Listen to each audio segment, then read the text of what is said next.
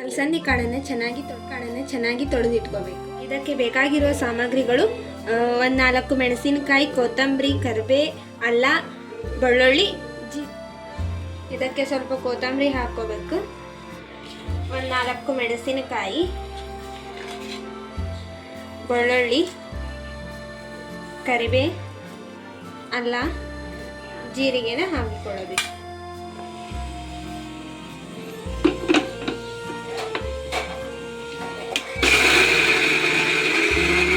ಇದಕ್ಕೆ ಸ್ವಲ್ಪ ನೀರನ್ನು ಸೇರಿಸಿಕೊಳ್ಳಬೇಕು. ಈ ಹದವಾಗಿ ಇದನ್ನು ರುಬ್ಬಿಕೊಳ್ಳಬೇಕು. ಇದಕ್ಕೆ ರುಚಿಗೆ ತಕ್ಕಷ್ಟು ಉಪ್ಪನ್ನು ಸೇರಿಸಿಕೊಳ್ಳಬೇಕು. ಸ್ವಲ್ಪ ಸೋಡಾ ಪುಡಿಯನ್ನು ಹಾಕಬೇಕು. ಚೆನ್ನಾಗಿ ಕಾಸಿಕೊಳ್ಳಬೇಕು. ಈ ರೀತಿಯಾಗಿ ವಡೆಯನ್ನು ತಟ್ಟಿಕೊಳ್ಳಬೇಕು.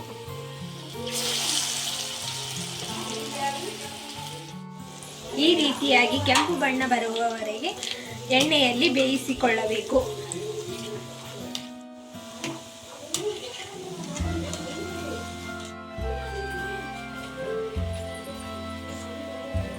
ಈ ರೀತಿಯಾಗಿ ಕ್ರಿಸ್ಪಿಯಾಗಿ ವಡೆಗಳು ಬಂದಿವೆ.